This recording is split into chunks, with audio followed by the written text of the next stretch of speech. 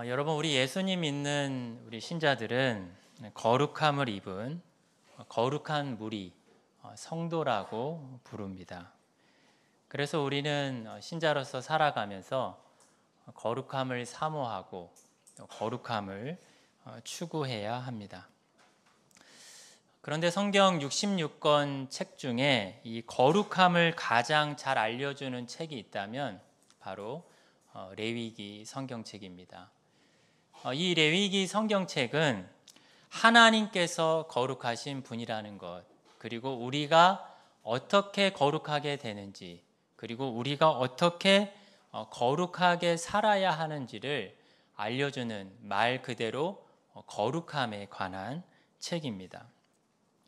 특히 이 레위기 성경책은 총 21장으로 구성되어져 있는데요. 27장이 크게 두 부분으로 나뉘어집니다. 먼저 1장부터 16장까지는 우리가 어떻게 죄를 용서받는지, 그러니까 우리가 어떻게 거룩하게 되는지를 이 16장까지 전반부에서 알려줍니다. 그리고 오늘 본문이 있는 이 17장부터 마지막 27장까지는 그러면 우리가 거룩하게 됐다면 우리가 어떻게 거룩하게 살아야 하는지, 그 거룩한 삶과 그 생활과 윤리를 알려주고 있습니다. 그래서 오늘 본문 27장은 거룩한 삶과 윤리에 대한 첫 부분이고, 이 첫 부분이기 때문에 뒤이어서 나오게 될 거룩한 삶과 윤리에 대한 가장 중요한 내용, 가장 중요한 핵심 내용이 담겨져 있기도 합니다. 특히 여러분, 오늘 본문은 우리에게는 익숙하다면 익숙한 이 피를 먹지 말라라는 명령이 반복해서 등장을 하고 있습니다. 우리는 언뜻 보면 이 피를 먹지 말라라는 이 내용들이 우리의 거룩함과 무슨 상관이 있을까라고 의아하게 생각할 수도 있습니다. 하지만 오늘은 이 피에 대한 내용은 우리의 거룩함에 대해서 매우 중요한 가르침을 주고 있습니다. 특히 예수님의 피에 대해서도 중요한 가르침이 담겨져 있습니다. 그래서 우리가 오늘은 이 피에 관한 교훈을 중심으로 특별히 레위기의 전체 주제인 이 거룩함과 연결지어서 우리가 은혜를 나누도록 하겠습니다. 그럼 먼저 우리 한번 10절을 다시 한번 읽어보도록 하겠습니다. 10절입니다. 시작. 이스라엘 집사람이나 그들 중에 거류하는 거류민 중에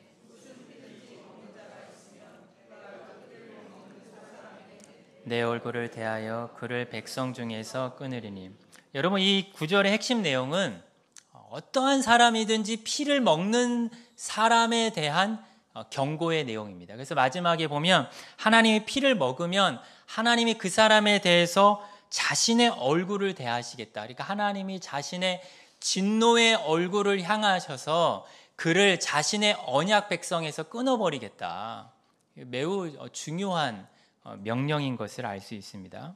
그리고 12절에서 한 번 더 말씀하시는데 우리 12절 함께 읽겠습니다. 시작. 그러므로 내가 이스라엘 자손에게 말하기를 너희 중에 아무도 피를 먹지 말며 너희 중에 거류하는 거류민이라도 피를 먹지 말라 하였나니. 여러분, 이 12절 내용은 이 가나안 땅에 살고 있는 이스라엘 사람들만이 아니라 이 가나안 땅에 거주하는 이방인들, 그러니까 거류민들도 반드시 피를 먹으면 안 된다. 하나님이 예외가 없다라는 말씀입니다.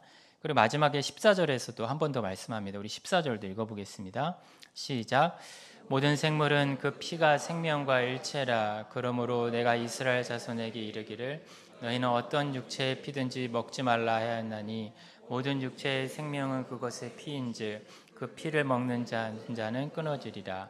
14절 마지막에 보시면 마치 10절 마지막처럼 경고가 나옵니다. 모든 육체의 생명은 그것의 피에 있기 때문에 피를 먹는 자는 끊어진다. 하나님은 역시 10절 마지막처럼 동일하게 하나님의 백성으로서의 자격을 끊어버리겠다라고 이렇게 말씀하십니다. 그러니까 피를 먹는 것에 대한 금지 명령이 반복되고 피를 먹는 사람에 대한 경고가 반복되면서 하나님께서 얼마나 피를 중요하게 생각하시는지를 알려주는 본문입니다. 그러면 여러분 왜 이 17장 10절부터 갑자기 이런 피에 대한 내용이 나오고 있을까요? 우리가 잠깐 이 17장 1절부터 이 9절까지의 내용을 살펴보면 좋은데 간략하게 설명을 드리면 이 내용은 제사를 드리려면은 어떻게 해야 되죠? 이 제물을 잡아서 죽여야 합니다. 그런데 이 전반부의 내용은 이 제물을 잡아서 죽이는 장소가 오직 성막이어야 한다. 그러니까 뭔가 제물을 바치기 위해서 내가 그 짐승을 죽이기 편한 아무런 장소에서 잡은 다음에 그 죽은 짐승을 성막에 가지고 와서 드리면 안 된다라는 것입니다. 그럼 여러분 왜 이렇게 하나님께서 제물을 왜 꼭 성막에서만 잡고 죽이라고 명령을 하셨을까요? 그 이유가 7절에 기록이 되어 있습니다. 7절입니다. 우리 한번 같이 보겠습니다. 시작. 그들은 전에 음란하게 섬기던 숫 염소에게 다시 제사하지 말 것이니라. 이는 그들이 대대로 지킬 영원한 규례니라. 처음에 숫 염소에게 제사하지 말라. 그러니까 염소 우상에게 제사하지 못하게 하려는 하나님의 의도가 있습니다. 여러분 이스라엘 역사 속에 보면은 성경에도 보면 이 염소 우상을 섬긴 기록이 있습니다. 북이스라엘의 초대 왕인 여로보암 왕이 이 염소 우상을 섬겼다라는 기록이 있는데요. 그런데 여러분 이 7절의 명령은 그냥 이 세상에 이스라엘에게 영향을 미치는 여러 우상들이 있는데 그 중에 염소 우상에게만 제사를 하지 말라. 그 우상만 섬기지 말라. 그런 명령이 아닙니다. 여러분 당시 고대 사회에서 염소 우상의 모습은 매우 다양했습니다. 예를 들어서 어떤 그 염소 우상을 섬기는 종교의 우상의 모습은 그냥 정말 염소 우상의 모습이었고 아니면은 염소 우상이라고 하지만 실제 그 우상의 모습은 사람이었고 아니면 어떤 우상은 이 사티로스라고 불리는 이 신적인 존재가 있었는데 반은 사람의 모양이고 반은 염소의 모양이었습니다.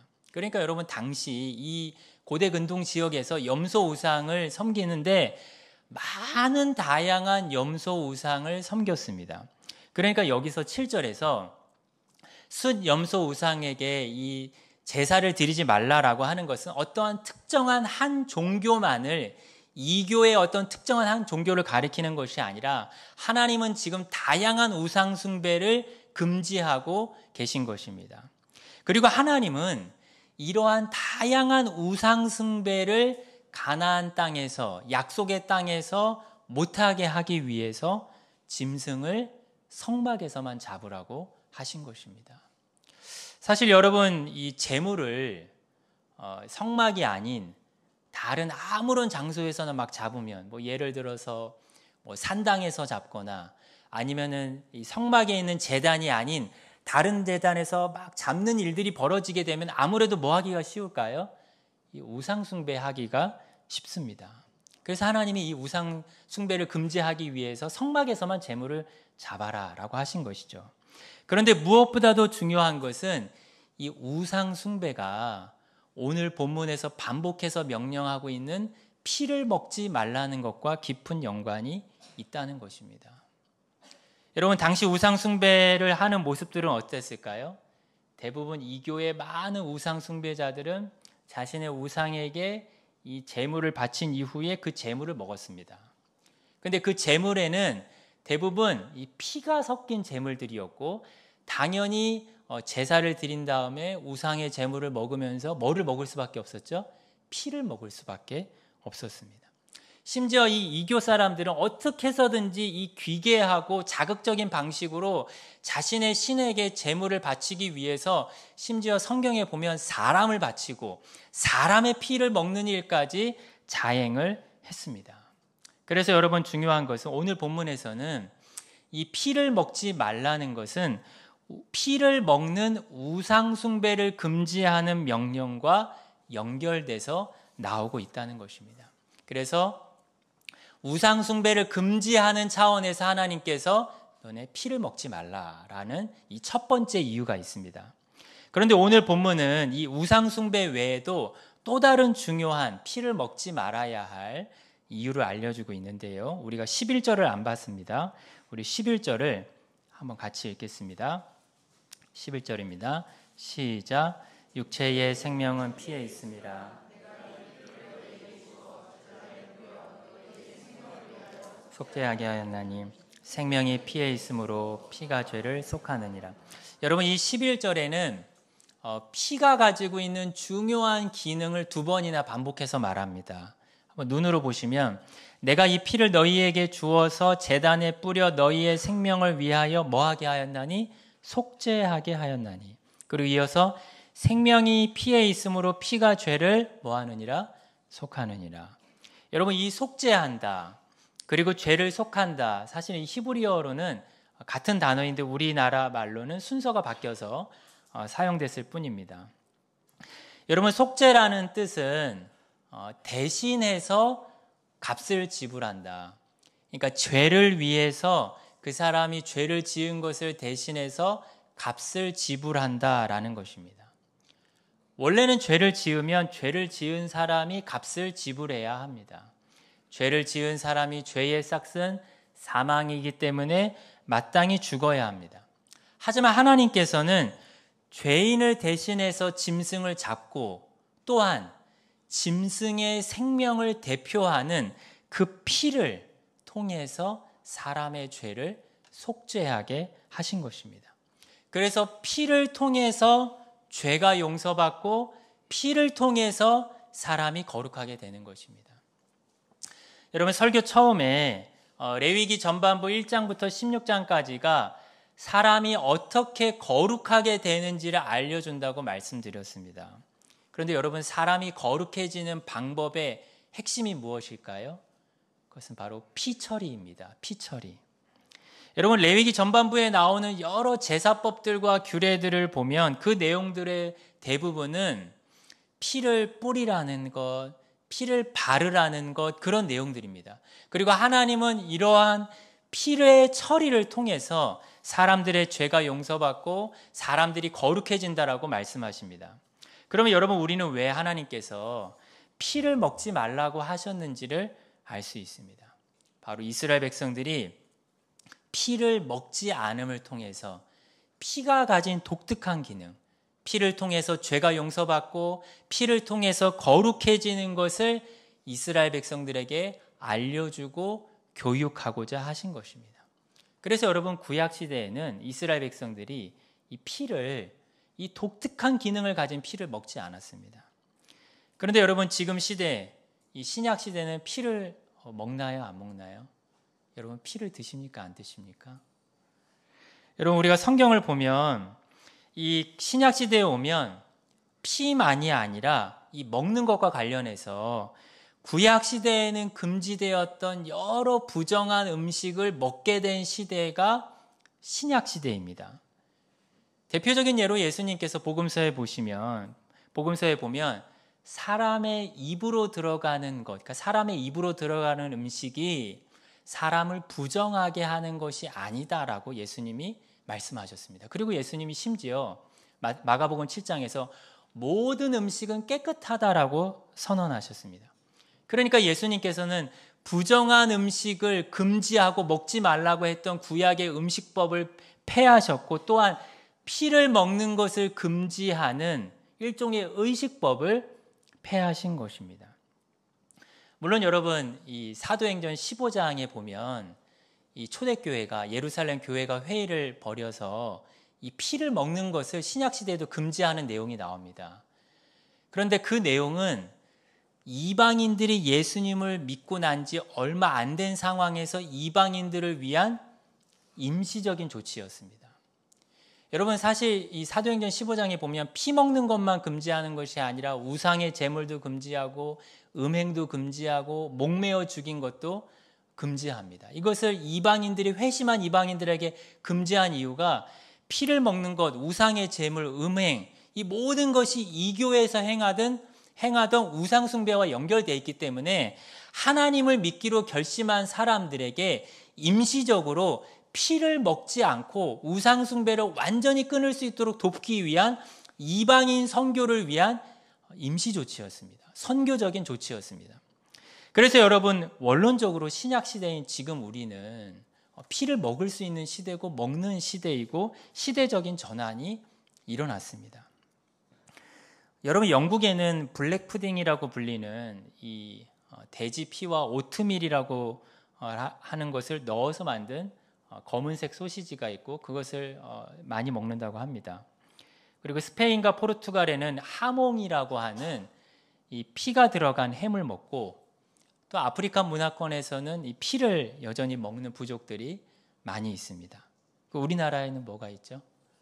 네, 우리나라에는 선지국과 순대가 있습니다. 그러니까 여러분, 이 시대적인, 성경을 통해 봤을 때 이 시대적인 전환이 일어난 것입니다. 그런데 여러분, 이러한 구약 시대와 신약 시대 사이에 피를 먹게 된 것에 있어서 더욱더 극명한 전환이 있는데요. 우리 한번 요한복음 6장 53절을 한번 펴보겠습니다. 요한복음 6장 53절입니다. 잠시 피신 다음에 설명을 드리겠습니다. 여러분, 요한복음 6장은 예수님께서 그 유명한 오병이어 기적을 행하셔서 5,000명을 먹이신 상황입니다. 사람들은 이 기적을 경험하고 나서 자신들의 먹는 문제와 음식 문제를 해결하기 위해서 예수님을 어떻게 하려고 했죠?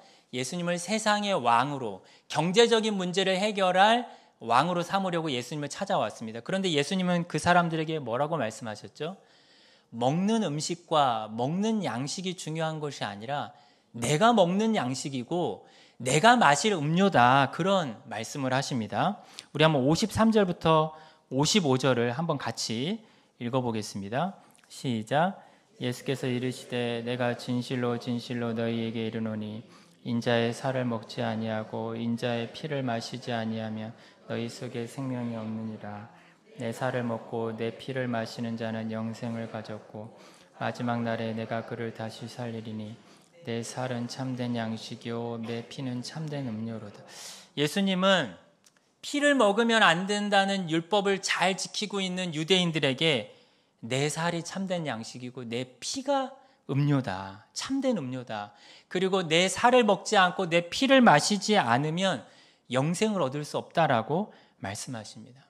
그리고 예수님은 자신이 피 흘려 죽으실 그 죽음을 바로 앞두고 최후의 만찬을 하시면서는 그 포도주가 자신의 피라고 가리키면서 그 포도주를 마시라고, 자신의 피를 마시라고 하셨습니다. 그리고 또 우리는 어떻죠? 우리는 성찬식을 할 때에 예수님의 피로 상징되는 포도주를 마십니다. 물론 여러분, 예수님께서 자신의 피를 실제로 먹고 실제로 마시라는 그런 무서운 의도로 말씀하신 것은 아닙니다.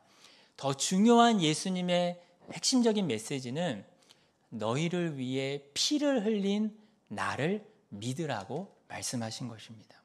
그래서 예수님은 구약 시대에 너희가 먹지 않았던 짐승의 피가 아니라 이제는 예수님의 피만이 우리를 거룩해 한다라고 말씀하시는 것입니다.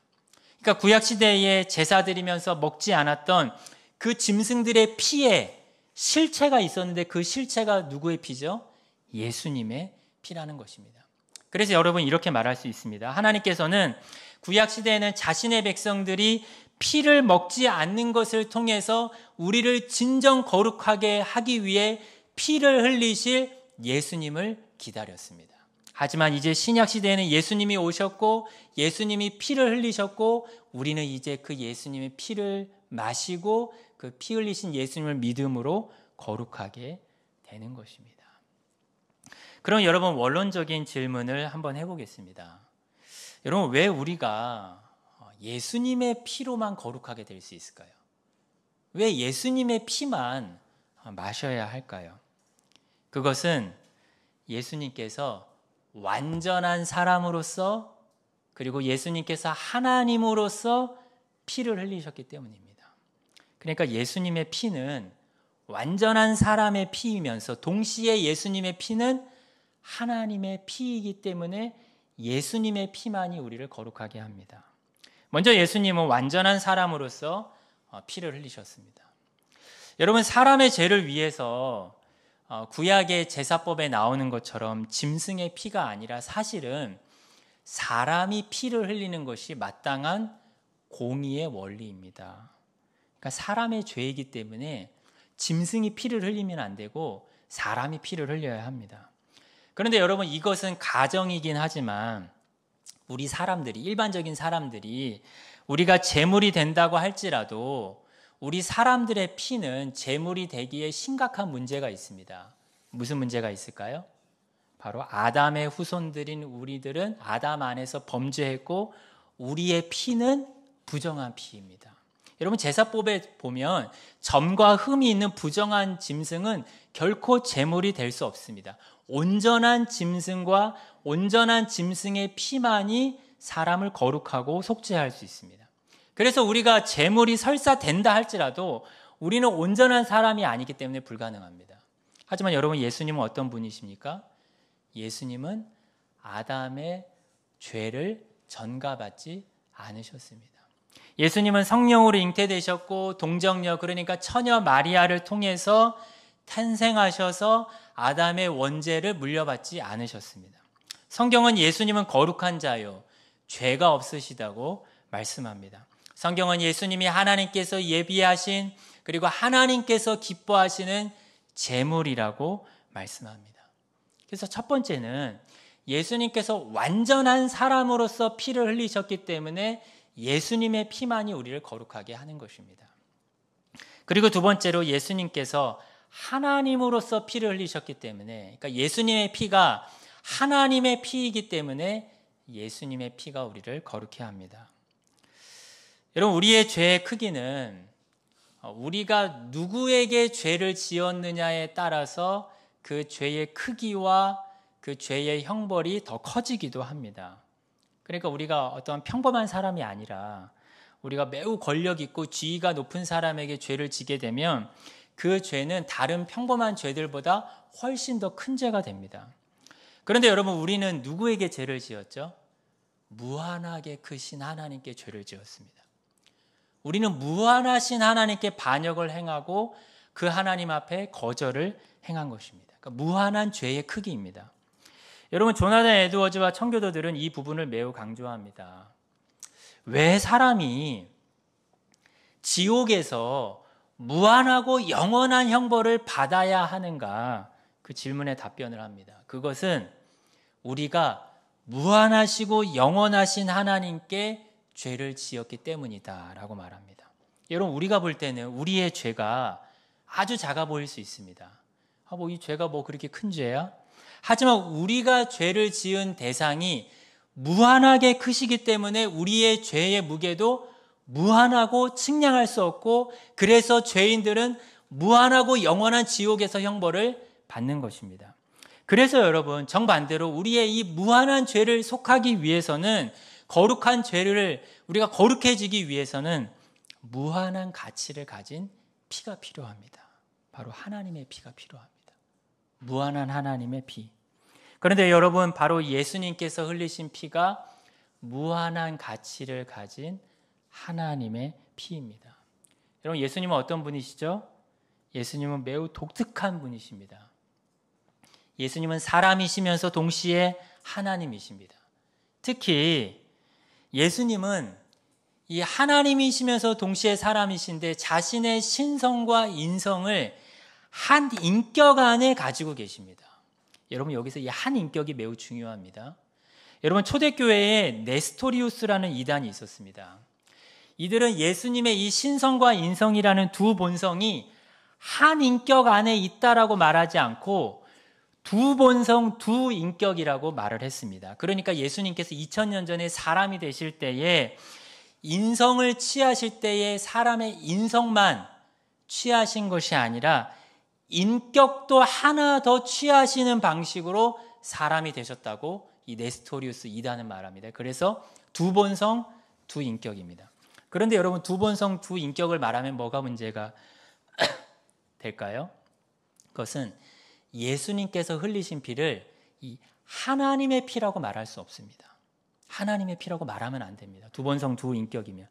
왜냐하면 예수님이 사람으로서 인성을 따라서 흘린 피는 사람 된 인격을 따라서 한 것이기 때문입니다. 그래서 그 피는 하나님의 인격과는 상관이 없게 됩니다. 그래서 예수님의 흘린 피를 하나님의 피라고 말할 수 없게 됩니다. 하지만 여러분, 정통 기독교는 예수님께서 사람이 되실 때 자신의 신적인 위격 안에서, 더 쉽게 말하면 자신의 신적인 인격 안에서 인성만을 취하셨다라고 말합니다. 이것을 위격적 연합이라고 말하는데요. 그러니까 예수님께서, 예수님의 피는 단순히 사람으로서만 흘리신 피가 아니라 이제 한 인격 안에서 그 피가 신성에도 하나님께도 돌려져서 하나님의 피라고 말할 수 있습니다. 여러분, 사도행전 20장 28절에 보면 이렇게 되어 있습니다. 성령이 그들 가운데 여러분을 감독자로 삼고 하나님이 자기 피로 사신 교회를 보살피게 하셨느니라. 하나님의 자기 피로 사신 교회. 성경은 분명히 하나님의 피라고 말씀합니다. 그러니까 여러분, 무한한 가치를 가진 예수님의 피가, 아니 하나님의 피가 우리의 무한한 죄를 속하고 우리를 거룩하게 하는 것입니다.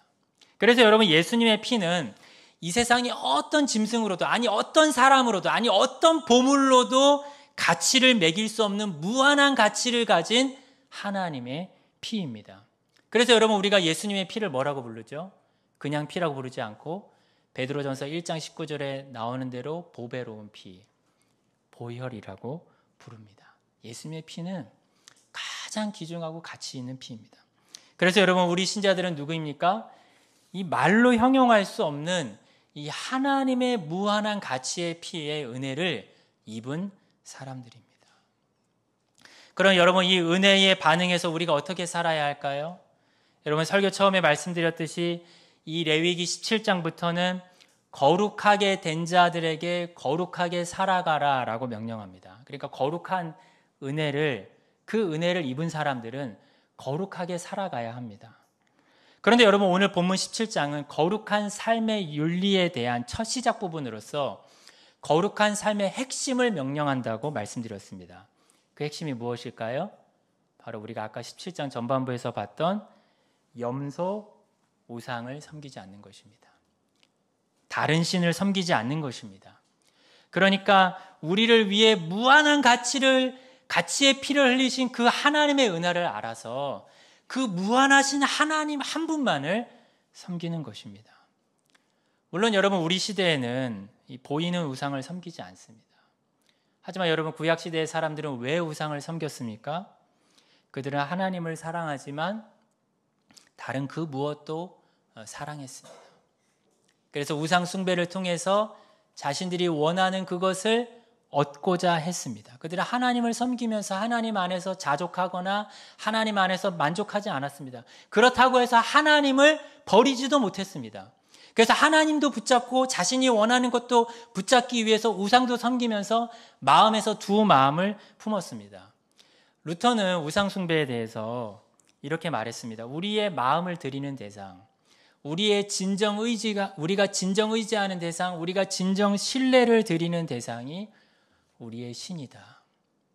여러분, 우리의 진정 마음을 매여 있게 하고 우리의 마음이 진정 붙들고 있는 것이 무엇입니까? 만약 그분이 하나님이 아니라면 우상 숭배와 다를 바가 없습니다. 그래서 신약 성경은 우리의 탐심이 우상 숭배라고 말합니다. 우리가 원하는 바대로 우리의 마음의 정욕대로 따르는 것이 우상 숭배라는 것입니다. 특히 여러분, 이 현대 시대의 가장 강력한 우상 숭배가 무엇일까요? 여러분, 한 번쯤은 표현적 개인주의라는 말을 들어보셨을 것입니다. 이 표현적 개인주의라는 말은 현대 사회에서 인간을 이해하는 방식을 말합니다.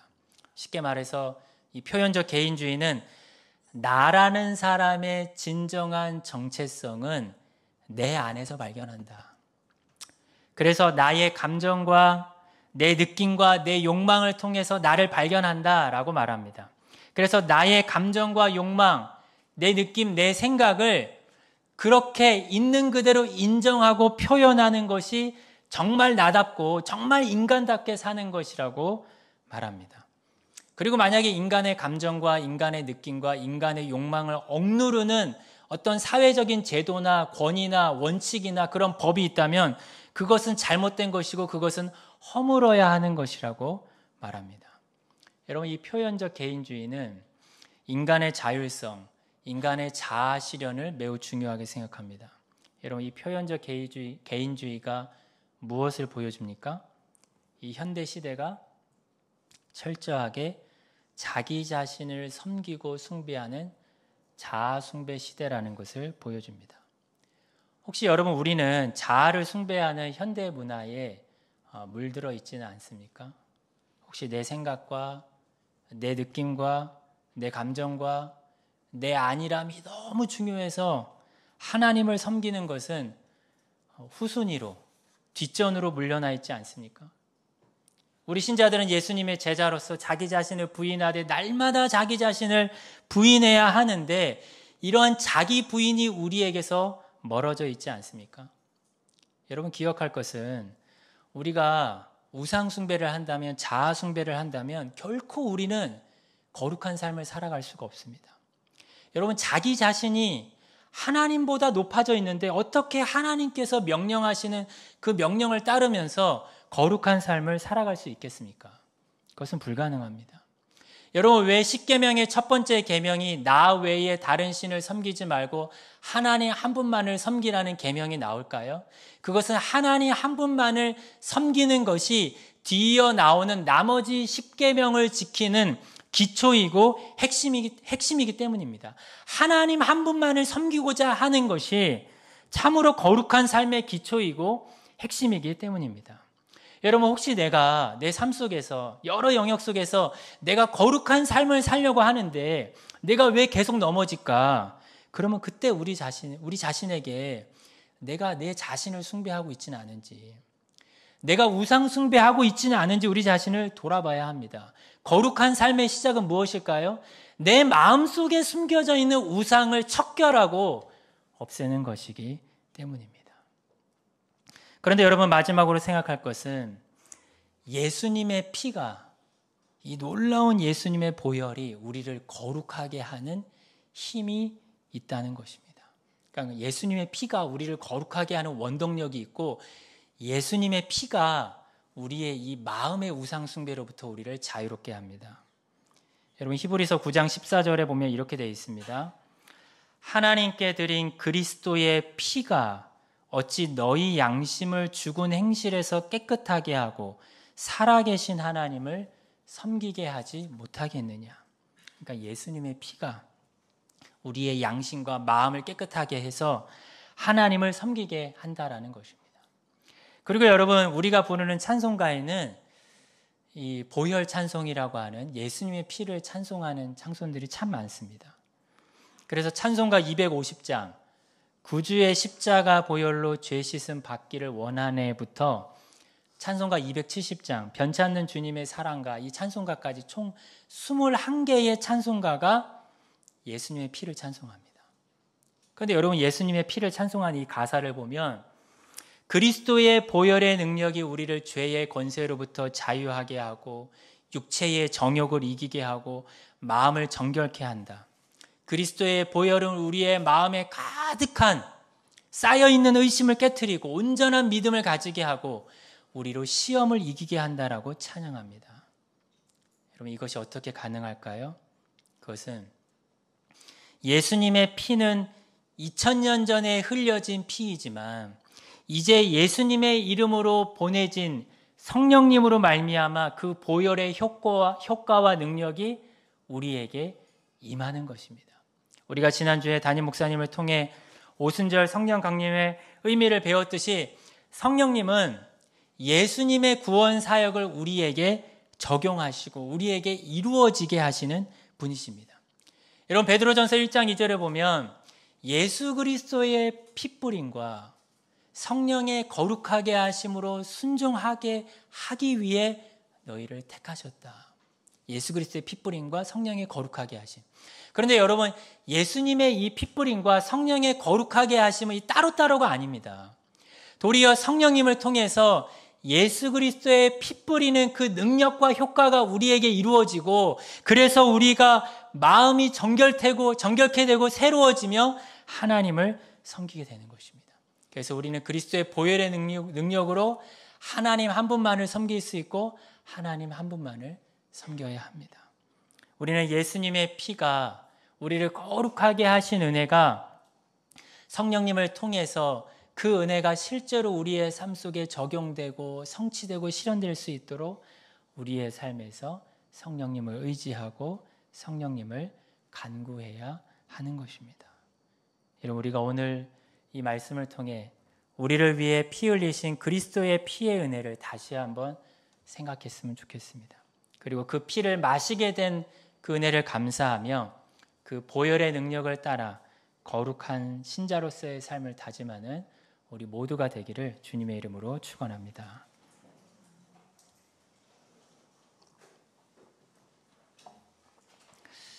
사랑의 하나님 아버지, 우리를 위해 흘리신 예수님의 피에 감사를 드립니다. 하나님, 우리가 그 피의 은혜를 감사할수록 하나님에게만 충성하는, 하나님만 섬기는 거룩한 열망과 열심을 우리에게 허락하여 주시고, 우리의 힘과 우리의 능력이 아니라 하나님을 의지함으로 하나님의 은혜로 이러한 삶을 살아갈 수 있도록 모든 사람에게 복 주시고 은혜 내려 주시옵소서. 감사하며 예수님의 이름으로 기도합니다. 아멘.